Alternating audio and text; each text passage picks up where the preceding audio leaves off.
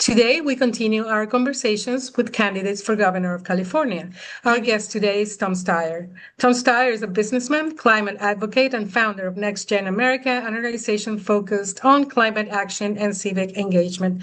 He previously ran for president and has long been involved in policy and political organizing around environmental and economic issues. Please go ahead with your opening remarks for 2 minutes. Thank you for having me. It's a wonderful honor to be here in front of you. I'm running for a very simple reason that Californians can't afford to live in California anymore.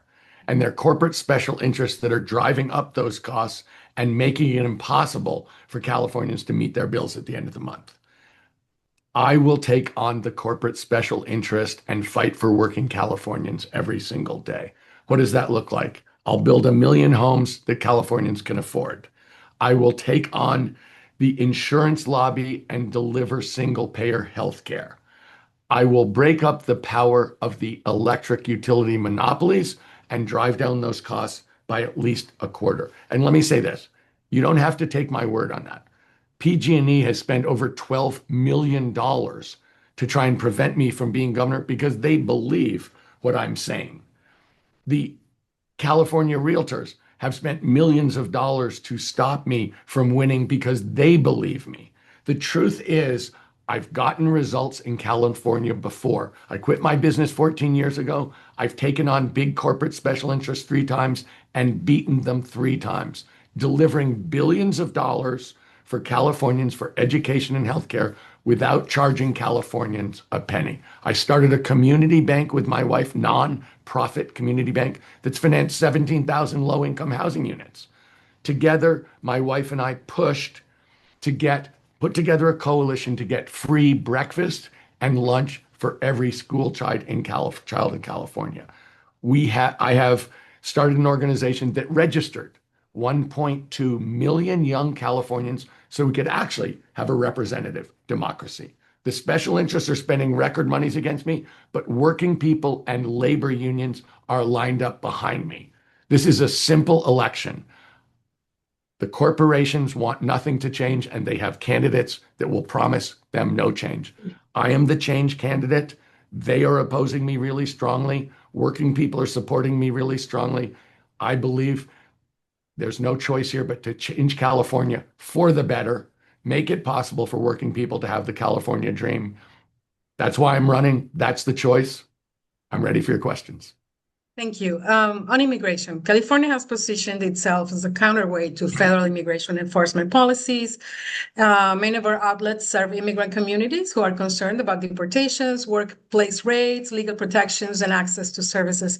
If elected governor, what specifically would you do to differently or more aggressively to protect immigrant Californians? Let me start by saying this. Immigrants built California. Immigrants make California run today. I am strongly in favor of more immigrants coming to California from all over the world. We are the Rainbow Coalition. It's one of the great strengths of California. I have said that I believe ICE is a criminal organization that breaks the laws in California and is designed from the start. Of course, we need immigration services, but we don't need a criminal organization. I'm in favor of abolishing ICE. But the governor of California does not get to, at the stroke of a pen, abolish ICE. Here's what I will do. Correct. I will prosecute ICE agents for racially profiling Californians. That is illegal here. I will prosecute ICE agents for using violence against Californians. Of course, that's illegal. And I will go up the chain as far as Stephen Miller for people who send them to do violence against Californians. I will insist on inspecting the detention centers. There's clearly laws being broken there. They let no one in. They're in California. The governor of California can insist on inspecting them and making sure that law breaking stops. And we should have a well-funded legal defense fund by the state for people who have been kidnapped or who are under threat of deportation. In 2018, my wife and I had a fund that we started with millions of dollars to hire lawyers for people who are under threat of deportation. And I believe I have the strongest anti-ICE policy in this race. And I'll give you, again, you don't have to take my word for it. Donald Trump went online because of our policies to say what a terrible person I am. And the head of ICE went online to say that my policies are not fair to ICE agents. I considered both of those validation that I am doing the right thing. The job of the governor of California is to stand between violence, between terror, between racial profiling, and the people of California. We're going to go through a lot of different areas. That's the job I am going to do, and I'm going to do it for immigrants in this state every single time. Thank you so much. A follow-up question from freelance journalist Araceli Martinez. There is a state movement to shut down ICE detention facilities in California. Would you support immigrant advocates to end immigration detention in California, and how would you do that? So let me say this. Those detention facilities are run by a federal agency. I want to push really hard to inspect them and make sure they're not breaking laws. If they're going to detain Californians, then they instead of doing it in California, they do it in Arizona. I don't think that's a win. The question here is, do they have a right to detain them in the first place? Do they need lawyers to protect them? And are there laws being broken within those detention facilities?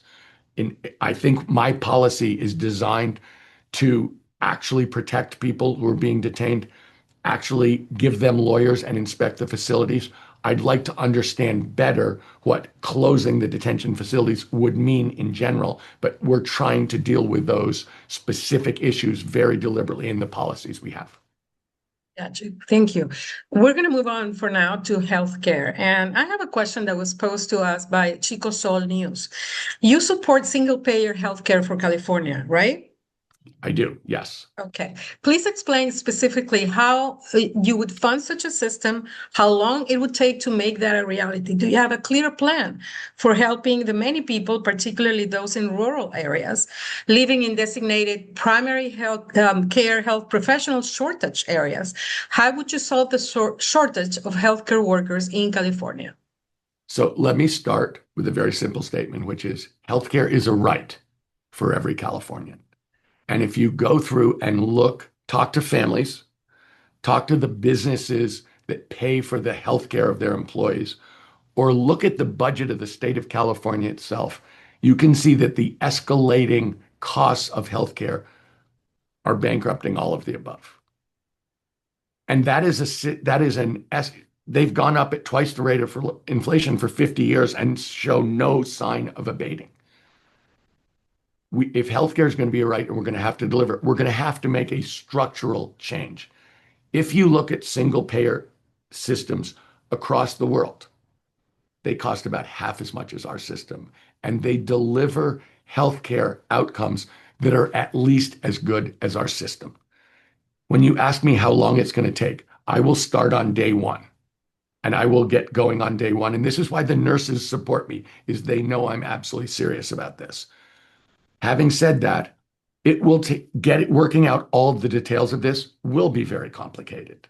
And in fact, in order for it to work on a state basis, we need to get a waiver from the federal government, which means we need a different administration in Washington, D.C. I'm aware that, first of all, let me say this. In all of these policy areas, God is in the details. That actually getting down and working through and working with the professionals in the area to make sure that we get it right is absolutely critical. And that will be an important job with a lot of people contributing their experience and their wisdom. But the truth is, if you look at the numbers that I started with, we honestly don't have a choice. The idea that the system we have is sustainable is not true. If we're going to do, and you can see that, because what we're seeing every year is the state taking away healthcare in one way or another from Californians. So first they started by saying we had said we will cover everybody regardless of immigration status. They changed that. When Donald Trump put through a bill last year, which kicks somewhere between 1 to 3 million Californians off Medi-Cal. That is considered to be, if you look at the May revised budget, that's a $9 billion hole in terms of what the federal government used to pay for that now the state is going to have to pay for if we're going to deliver the same service. $9 billion hole. The May revise sends $100 million down to fill a $9 billion hole. So in answer to your question, do we have a choice on this? We really don't. And there is an answer here. I'm not saying that, and we have to start working on it on day one because working through and getting the details right is incredibly important. But do we have to do this? We actually have to do this. And I'm the person in this race who said, I'm absolutely committed to this because I'm committed to healthcare as a right for Californians. We are the only industrialized country in the world that does not provide healthcare for everybody. Correct. Okay, let's go to the chat. And there's a question in the chat from Nestor Fantini from Hispanic LA. Nestor, do you want to ask your question? According to reports, you have spent $192 million of your own fortune on your campaign. How do you respond to critics who say that as someone who has never held political office, you're trying to buy your way into becoming governor of California? So I want to address that in two ways. Let me start by saying this. I am the only billionaire on the ballot running for governor, but I am very far from the only billionaire in this race. The billionaires and the big corporations in this state have lined up behind everybody but me. And they absolutely are in this race, and they are giving millions or tens of millions of dollars either to support other candidates or to specifically oppose me. There is a $50 million campaign to stop me from being the governor. That is a record in any California campaign. And every single other candidate is getting money from billionaires and corporations who are desperate to have anyone but me. Let me say this. I have no conflicts. I'm not taking money from anyone. I can just worry, and I do only worry about fighting for working Californians. And when you say somebody who hasn't had, experience in office, look, let me say this. We're at a point in California where we have had a lot of fancy talk and fancy promises from career politicians. I am someone who's gotten results at every stage of his career. I started a business in one room. I've never inherited a penny. I had no employees, no partners, no windows in the room, and I built it up to be a $38 billion company. I walked away from it to work for Californians. I've taken on corporate interests 3 times and beaten them 3 times when the legislature couldn't. As I said, we've registered over 1 million people here. We've built a bank, a nonprofit community bank to basically replace commercial banks that have structural racism in their genes. And we've financed 17,000 low-income housing units. We've gotten results. I've gotten results as a citizen, as a private citizen in the public sector that the elected officials couldn't. If we're going to change California, if you think we need to make the kinds of change like single payer, building houses people can afford, cutting electric costs by 25%, which means taking on the electric monopolies, standing up to the oil companies, you're going to need someone who's willing to do that. And that probably means someone from outside the system. And in this campaign, much to my surprise, I am the only person willing to do any of those things. And that's a surprise. But the truth is, the career politicians are not willing to change the system. They're part of the system. If you want someone who can get results, I am someone who's gotten results his entire life, including in government as a private citizen. And as governor, I think I can continue that much bigger and much better.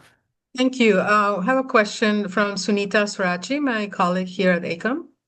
Candidate Steyer, what often gets lost in the debate around healthcare is the cost of pharmaceuticals. You have several biotech and big pharma companies in the state. Are you also going to stand up to big pharma to challenge them on the cost of drug prices and bring drug prices down? 100% I'm going to do that. I think what we see, one of the reasons that we pay so much more for healthcare than people around the world, when I was quoting, we pay much more for drugs.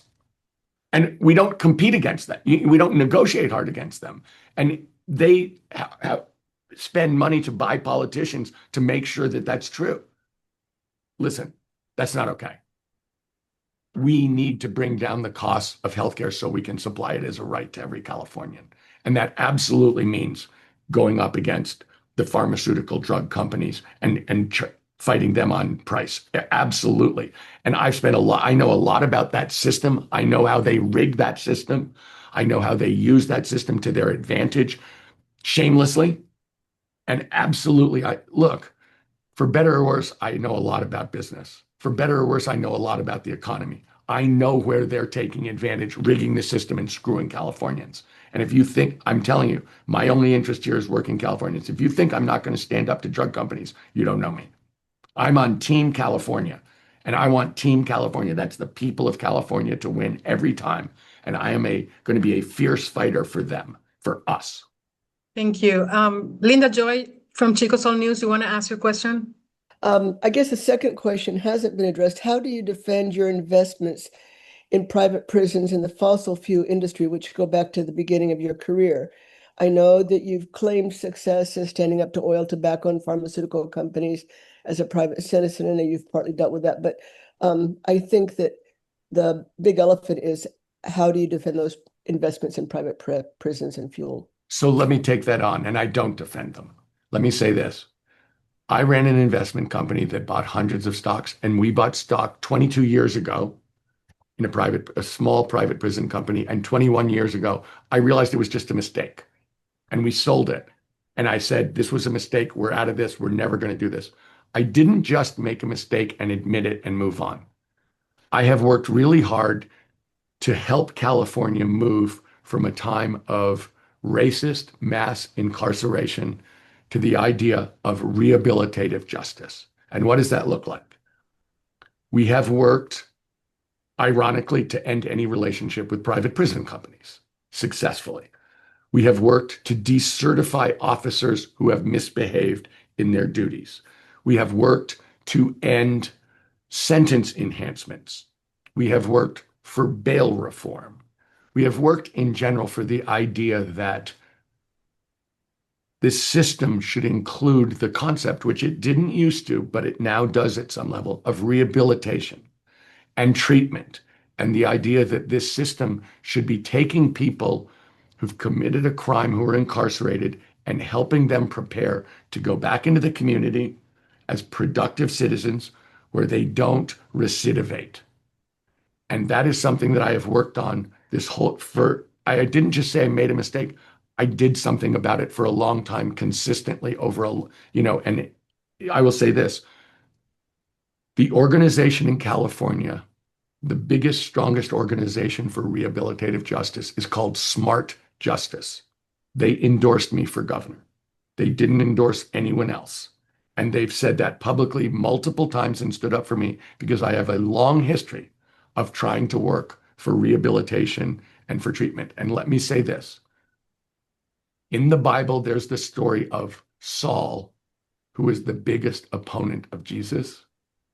And he realized he made a mistake, and he changed his name to Paul, and he became the biggest supporter of Jesus and of the early church. And all I'm saying is this. I made a mistake. I admitted it. But I also did a U-turn, and I didn't do nothing about it. I spent years trying to make sure that I was more than making up for it, that I was absolutely committed to the idea of rehabilitation, of a second chance for people, that people are important, and that is the way we should be running the state of California in a broad sense. And I think that the people who are involved in that situation know me for that and acknowledge that that's what I've done. Thank you very much. We have a question from Kim Anthony from the Urban Business Journal. Kim, do you want to ask your question? With this current administration's attack on DEI, not only for jobs, but for small business programs, what is your stance on that, and what strategies do you plan to support and empower small and micro businesses in the state of California? So let me say this. When there has been structural racism and structural injustice, it has to be intentionally both called out and intentionally addressed and redressed. And starting with the point about DEI, every organization that I've started has overrepresented people of color because we hire the best people. That is not us being nice. That is us understanding the value of individuals and going to there. So, in our bank, we're have predominant, overwhelmingly people of color. And there is a statement by I think it's the Federal Reserve saying you can't do DEI. And our answer is, we're hiring the best people. And we will continue to hire the best people. And if those overrepresent people of color, then, that's our right in running a great organization and hiring the best people. And when we think about redressing the issues for small businesses, let me talk for 1 second about small businesses in general, and then let me talk specifically about small businesses run by Black and brown people. Small businesses, it's really critical. I was a small business person. I started running a small business. I want to make sure we don't overregulate. I want to make sure that the fees we charge are not onerous, because obviously having small businesses is absolutely critical for the growth of California, the employment of California, and the communities of California. And specifically, we started our bank because we felt that small businesses in Black and brown communities were cut off from credit for structural racism reasons, and we started the bank to end that.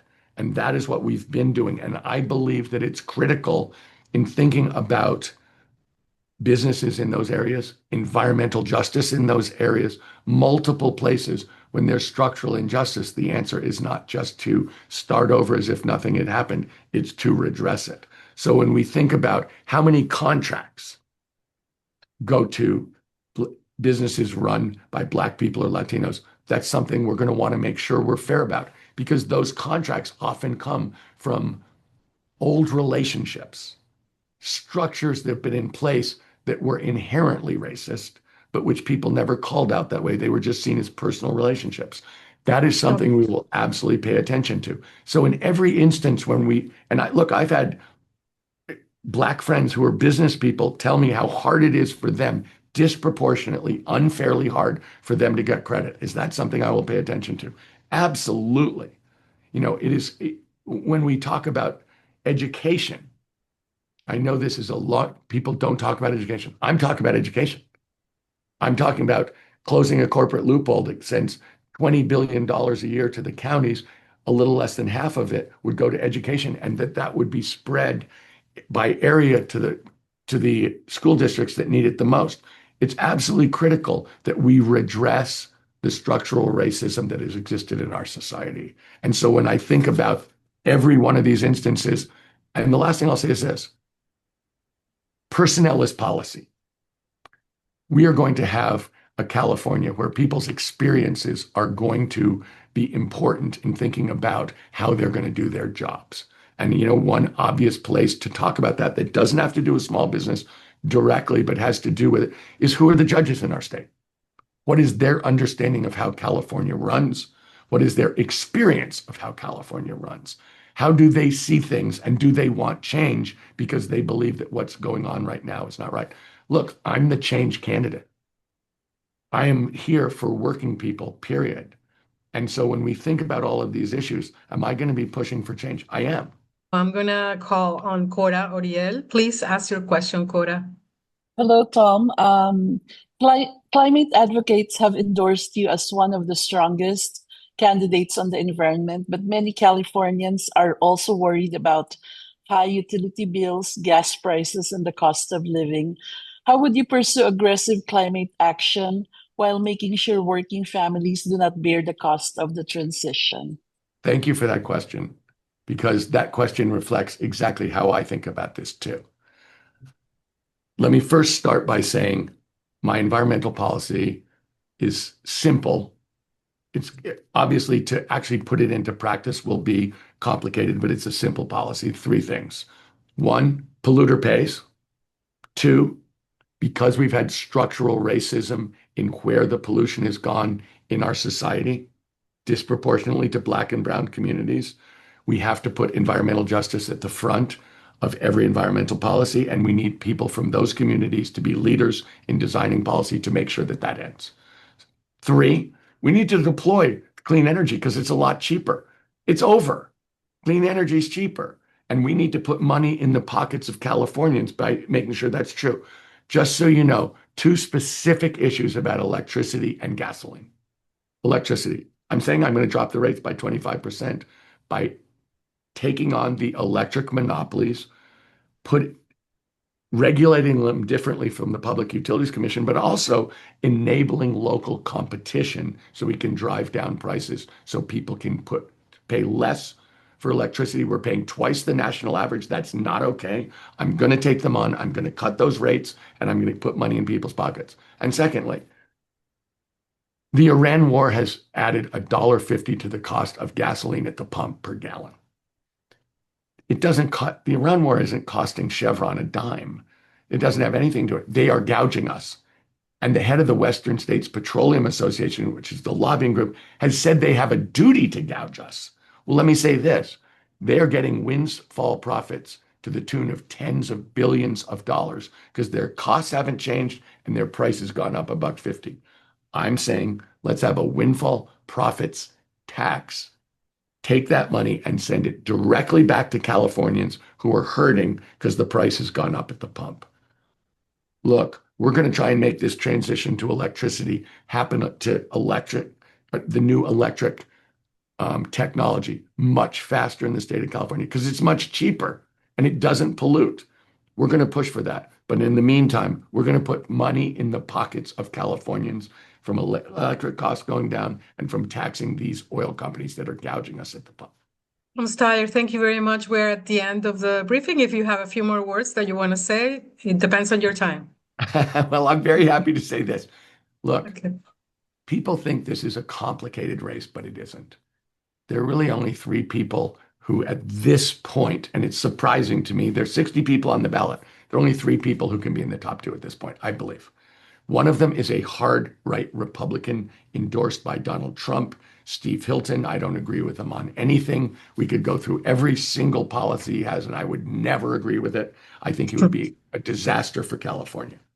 We have a corporate Democrat, which is Javier Becerra, who is taking money from Chevron, other oil companies, PG&E, Uber, Meta. The same day they fired 8,000 people, they gave him $1 million. He has said on TV in the last week, when someone said, "What would you change?" He said, "Look, we seem to be doing pretty well. Kind of steady as she goes, no change." If you want no change, if you want the corporations to continue to drive up our costs, there's a candidate for that. I'm the candidate who's going to take on the corporate interests. I'm the candidate who's going to change. And I'm the person who is unequivocally, with no conflicts, working for working people. That's my only interest. That's going to be my measuring stick of success. I'm for shared prosperity. We are not sharing the prosperity. We have the highest poverty rate in the United States of America. Our school systems need to get much better. We need to deliver healthcare as a right. We need to make this a state where people can think they can buy a house again and can afford rent. And that is why I'm running for governor. And honestly, I am the person who is pushing for change in this state for working people. And I'm surprised that that's true. I thought there would be a lot of people trying to do what I'm doing, but it turns out I'm the only one. And that's why I'm asking people for their vote. Thank you, Tom Steyer, candidate for governor of California. We appreciate your time.